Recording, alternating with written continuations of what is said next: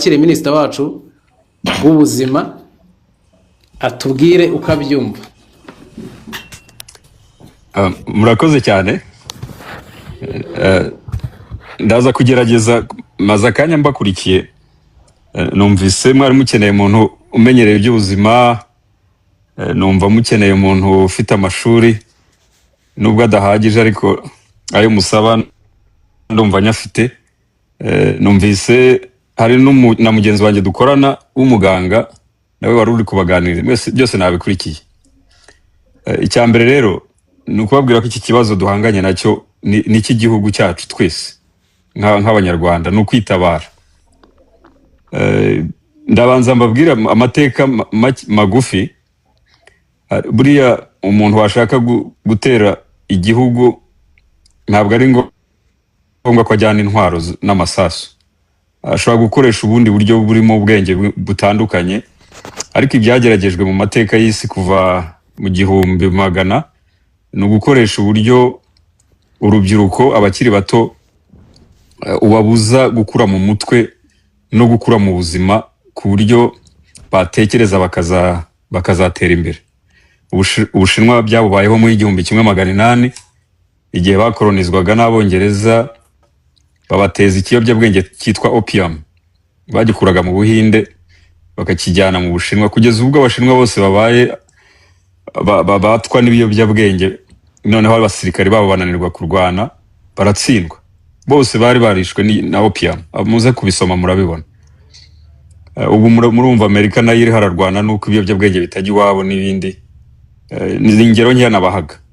So rero tumaze igihe inzego z'igihugu zaba iz'umutekano, iz'iperereza, izishinzwe iterambere ry'igihugu muri rusange, risuzuma ibintu byatuma u Rwanda rudatera imbere, bitari amasasu gusa mwumva mu bihugu duturanye. Izindi izo bita ngo ni national security threat, ikintu kibangamiye umutekano w'igihugu, ubwo icyo kiba cyanarenze ubuzima. Iki rero cy'inzoga cyaje ku murongo wa mbere mu bintu bibangamiye umutekano w'Abanyarwanda w'ejo hazaza, ubwo ubuzima twe twari twarashize. So izi nzoga rero muvuga zitwa ibyuma, nubwo hari abo zari zitunze, ariko zica benshi cyane, kandi ni rwica ruhoze, ni buhoro buhoro. Imibare mwashakaga irahari, ariko biriya umuntu wapfuye, iyo ubaze ngo yapfuye, abarwaye baba ari benshi cyane. Ku buryo nka life expectancy, ndabaha nk'urugero rw'Uburusiya, mu 1900 bagize life expectancy ya 50, y'abaturage bayo imyaka 50, bavuye kuri 70 kubera vodka banywaga nyinshi cyane. Natwe 70 twari tugezeho, twaprojectaga tukabona inzoga nizikomeza turaza kuva kuri ikizere cyo kubaho 70 tumanuke tube twagera no muri za 50, kubera ko abajene bacu barabinywa cyane. Rero inshingano yo kubaproteja ibireba societe, ntabwo ibireba umuntu ufite kontra runaka, ntabwo ibireba ngo tubijyane gahoro ngo banza babyumva. Buriya guhindura imyumvire y'abantu n'igihe bitwara imyaka myinshi cyane, rimwe na rimwe ntinahinduke. Nabaje kutwigisha ngo ntituzakora ibyaha amategeko 10, na n'ubu ibyaha abantu baracyabikora, kandi insengero zabaye nyinshi. Akenshi rero leta ifata ingamba zikomeye. Ntago munyumva? Turimo turakumva. None turi gukumva none. Okay, aho mutanyumva mumbwire nurira igiti. Yego. Sinzi aho mwamburiye, ariko nababwiraga imvo n'imvano y'iki kibazo. Uri kuvuga ngo ndajya ndeba mu maso ya buri kantu, nimbona akambije impangu ubwo ntabwo ndaba. Still uri kuvuga ikari no dafite network kuko turi gukumva twese nta kibazo dufite. Okay. Reka nkomeze. Ubu rero abapfuye mwavuze 50, nabapfuye vuba. Abapfuye bahagaze ni benshi cyane. Ngira ngo mwese uko muri aho umuntu ababashije ngo nta muntu w'inshuti, umuturanyi, w'umuvandimwe uzi wishwe n'ibyuma, nta n'umwe utazamura agatoki. N'abadokiteri turabafite, tufite abantu b'abahanga, baraba scientifique beza, ariko icyuma kikamutwara neza kikamurangiza. Rero ibyo byose leta yarabirebye iravuga iti oya, ntabwo ejo iki gihugu cyazasigara mu ntoki z'abasinzi. Ubwo abakuze bo nyine ubwo baba basi barasinze byararangiye, rimwe na rimwe no kubagarura biragora, ariko urubyiruko, umwana w'imyaka 20 uvuga uti ngo yazaba minisitiri w'ubuzima mu myaka 10-20 iri imbere, ntabwo rwose icyuma mu mutwe ntabwo byazakunda pe. Ingamba rero zafashwe rwose zarebye ibintu bitandukanye, hageragejwe byinshi ntibyakunda, ariko iki mu gifate nka rya sasu rya nyuma ukoresha kugira ngo witabare unatabara ubuzima. Rero ubu tuvugana hari inganda 240 zikora ibyuma. Bwana Minister, uravuze ngo tugifate nk'aki ko byari biri gucika? Iki tugifate nk'iki? Iki tugifate nk'icyorezo tugomba kurandura. Allo? N'abandi ntabwo banyumva. Nimo turakumva. Ni cyaba buri kantu kabisa. Ntacyo, reka nkomeze ubwo banyumva, ntago ndi bubatindire kuko nanjye nari mfite umwanya muto, nagira gusa ngo nze kugira icyo mbasangiza.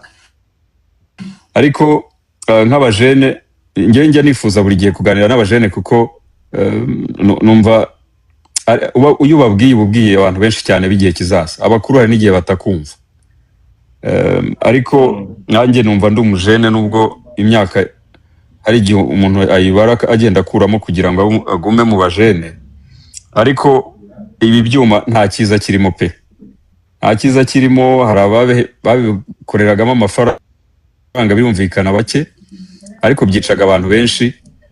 Hari imibare turi kwegeranya y'abantu barwaye umwijima, barwaye impyiko, usanga mu myaka iri imbere ni benshi dufite kwa muganga na benshi tuzagira, ariko ibi by'ibyuma nibigabanuka n'indi terambere riraza kuza. Kugira ngo ntabarambira cyane, niba hari n'ibibazo muze kumbaza, nagira ngo nsoreze ku ikintu kimwe. Leta y'u Rwanda yagiye ifata ibyemezo, abantu bakavuga batese ibintu ko bitumvikana. Hashira igihe abantu bakavuga ngo ariko uziko ibi bintu ntabwo twabyumvaga, kuko ntabwo nyine twari turi leta, ntabwo twari tuyoboye. Kuko kuyobora abantu buriya haba hari viziyo y'igihugu gifite, umuyobozi mukuru w'igihugu, natwe twese dufite ibyo dushinzwe. Iyo twicaye tuba tureba mu nguni zitandukanye, muri buri nguni tukavuga ngo iki gihugu nitudakora ibi tuzasubira inyuma, nidukora ibi tuzatera imbere. Muribuka Kigali, abari baravutse muri za 2000 ukuntu hari umwanda hariya bateka ibigori hariya aho bita kwa Rubangura, twajugunyaga ibishishwa by'imineke tuva kwiga i Butare. Gare ikiri hariya rwose hubatse Kigali City Tower, abari baravutse bashobora kuba babyibuka. Ari umwanda mu mujyi, twese umuntu ntabyo kuvuga ngo indabyo, ngo ibiti, ngo akayira k'abanyamaguru, byari ivumbi ritumuka, kandi ari muri kapitali. Leta iravuga iti no, reka dusukura umujyi wacu, ariko mureba abana bari kuvukira muri iyi Kigali ukuntu isa neza. Nibi by'ibyuma rero ni kimwe abantu bazabona akamaro kabyo, ari uko twatangiye kugira abantu bari soba benshi, abantu batagikubita ababyeyi babo, batakica abo bashakanye, batakigira ibintu bakora kubera ko ubwenge bwapayutse. So muri make Minister dasaba yego, turaje tubikurikirane buri kantu ako buri mureke dufatikanye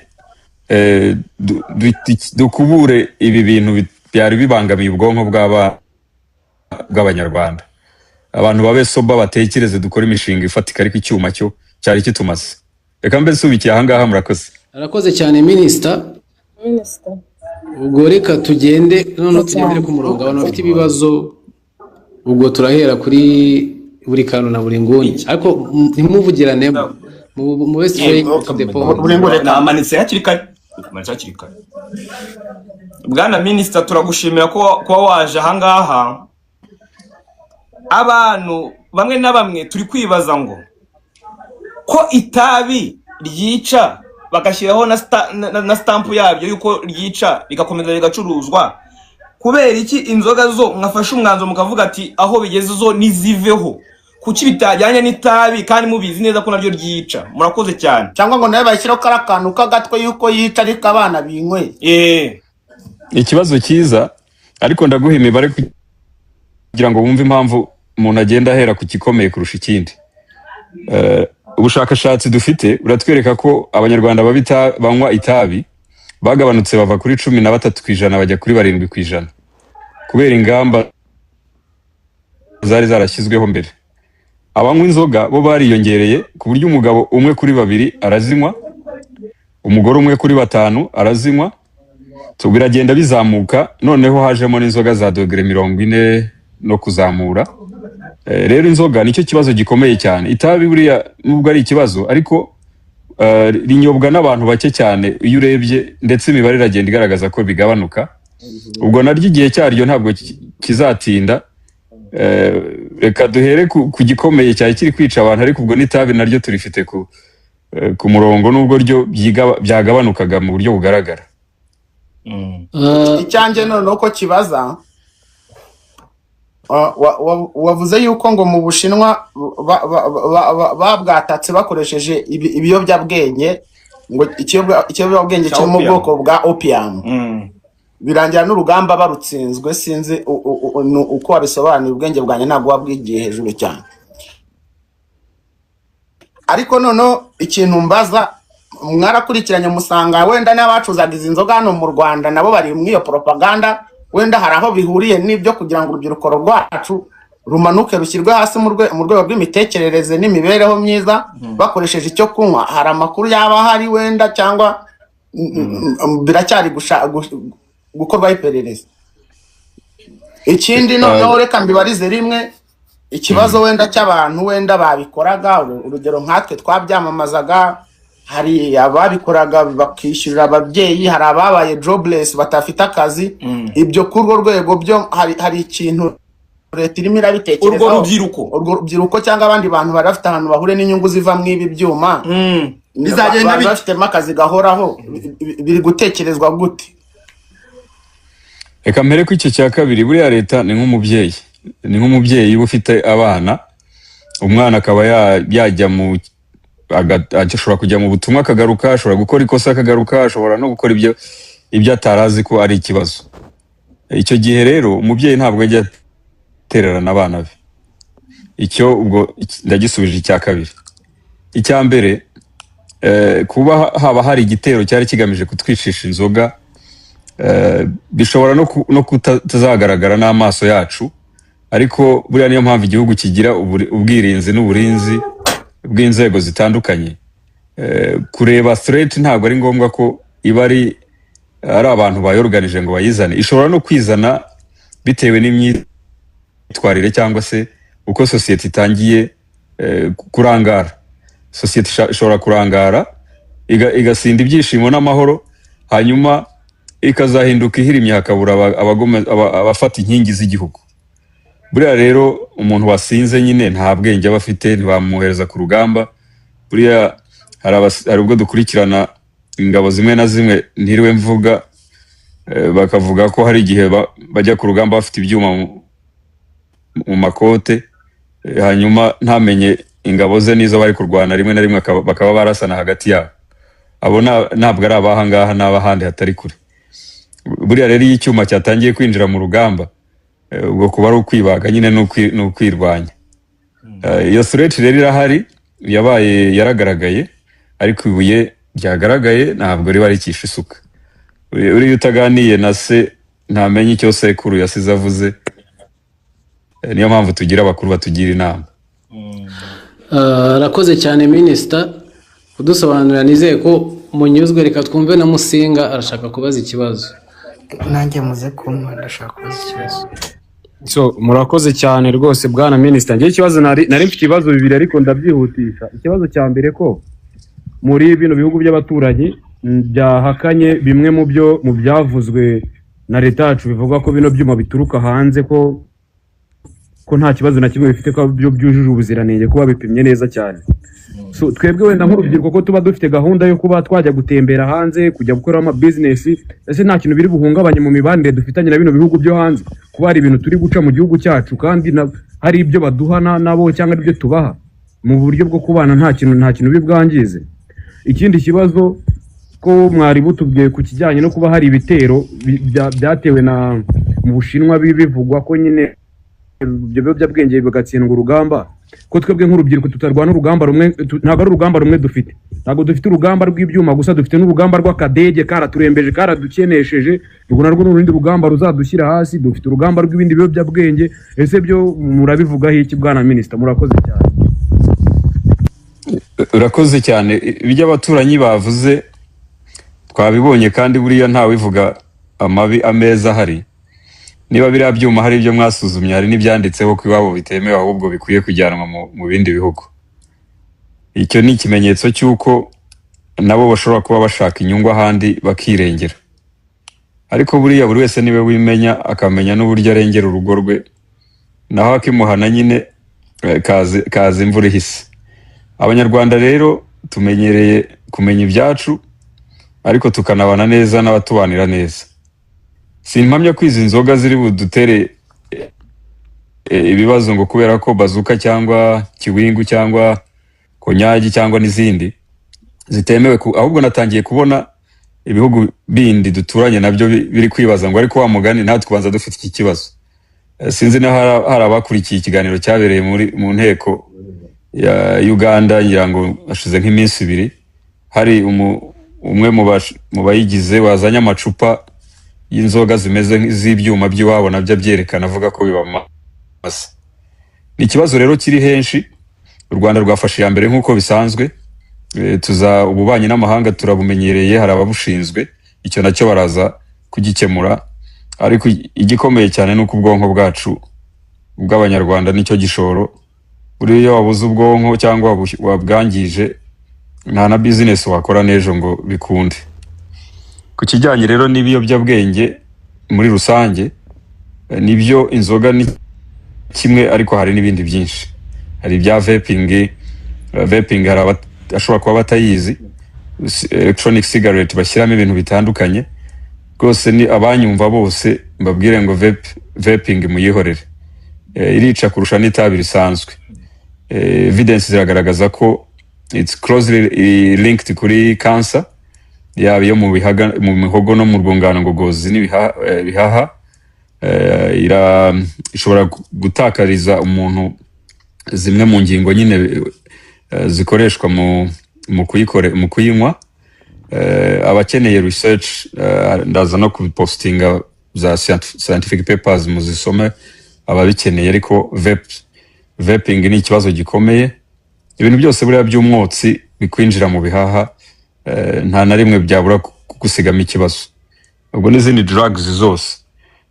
Kwirinda rero, nkunda kuvuga ngo uyu mubiri dutuyemo tuzawusaziramo, kandi nta spare part izaza ngo igushyirire mu ndi muhogo cyangwa ibindi bihaha. Nukuri ubashije kuwurinda ikiri muto, ugera mu myaka nk'iyi yacu uvuga uti naragerageje, ubundi imyaka iri imbere utangiye kubona abana n'abuzukuru, nibwo ubona agaciro ko kurinda ubuto bwawe ari agaciro gakomeye. Urakoze cyane minisita. Reka twakire na Rabaneri, turaza kugaruka nta kibazo. Basi nkabaza cyanyuma. Reka twumve Rabaneri. Kamaze cyane. Rabaneri abanza Murakoze. Heje Fari, merci. Wajeje. Murakoze. Reka Rabaneri ajyeho, ese nawe ahita abaza. Murakoze bwana minisita. Nanjye narindi ku ruhande rw'abemeza cyangwa bavuga ko ibyuma bikwiye kuba byashyirirwamo imiyaga, ariko bigendeye ku byo mudusobanuriye n'ubwirinzi bw'igihugu, nta kintu na kimwe twakwemera yuko cyangiza igihugu cyacu ngo ni ukugira ngo twebwe tubeho tubone ayo mafaranga, tutabasha kurya igihugu kiri mu bibazo. Ibyo nibyo tubashimiye mu byo tubashije kumva muri uyu mwanya. Gusa mfite ikibazo cyanjye kiravuga ngo mu muco nyarwanda turabizi yuko inzoga cyari ikimenyetso cy'ubumwe ndetse no gusabana, ariko hari inzoga gakondo zaciwe. Ese ubwo ibijyanye n'ubumwe no gusabana hagati y'imiryango ubwo ntibigiye kuba ikibazo ugasanga twese tugiye kuba abanyamwigendaho? Murakoze. Urakoze Ravaneri. Iki kibazo kimaze iminsi kibazwa, ariko inzoga gakondo ntabwo zaciwe, ahubwo ibyuma byari byarazitwikiriye zigomba kuba zigiye kugaragara noneho zikanongera gukorwa neza. Ubwo ndavuga ikigage, ndavuga urwagwa, ndavuga umutobe, ndavuga n'ibindi bitari za 40%. Ariko niba mwibuka, hari umuntu muzi wishwe n'ikigage, hari icyo bitango ni ikibyumba cyaryohaga cyane. Hari umuntu muzi wishwe n'ikigage cy'ibyumba agahuma cyangwa akajya agenda acira inkonda mu muhanda yewe wahataha amaguru yanze gukora? Ni bake, keretse ababaga babinyoye byinshi bagakabye. Ariko icyuma akarahuri kangana urwara karakurangiza. Nge nirirwa mbabona niyo nitemberera gutya muri siporo bisanzwe, saa 3 za mu gitondo ukabona umuntu inkovu mu maso neza wagira ngo ni tatuwaje afite mu maso kubera kwihonda hasi abanza umutwe. Icyo ni icyuma. Inzoga gakondo rero dukwiye kuzisubiza agaciro ndetse zigahabwa isuku, zigasubizwa uko byahoze kera. Abari ahangaha benshi bashobora kuba babizi yuko kera nyine nta abantu barasindaga bakanaririmba ariko akamenya hataha. Ariko ubu ngubu benshi birarira mu kanivo kuko amaguru yanze gukora. Izo ni ingaruka z'icyuma. Arakoze cyane Minister, reka twumve na esi. Koze cyane Honorable Minister, ni kibazo nakomeje kuba kiri muri comment section ya bano bantu badukurikiye. Ese abenshi bari kwibaza ese nimba koko ibi byuma byari biri dangerous ku buzima bw'abantu, ni ukubera iki byatinze kuba byavanwaho cyangwa se leta yabirebaho. Ikindi kibazo cya kabiri nari mfite ni ese ni izi nyubako zakorerwagamo izi nzoga cyangwa se ibi byuma turabireka bigende gutyo kuko byari bikorwa remezo byiza n'ibiki, cyangwa se haba hari bundi buryo nyuma yaho bizemererwa kongera cooperating ariko noneho biri kuri standards zemewe? Murakoze cyane. Urakoze ku cyambere cyuko habaye gutinda cyangwa se ko iki cyemezo cyaje gikenewe ariko gikwiye kuba cyaraje mbere.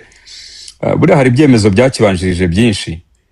Mugomba kuba hari ibyo mwibuka, hari inganda zagiye zifungwa, ariko nyuma ugasanga ingamba zafashwe ntabwo zigeze zikemura ikibazo mu by'ukuri, ahubwo zabaga nk'izitindije gusa.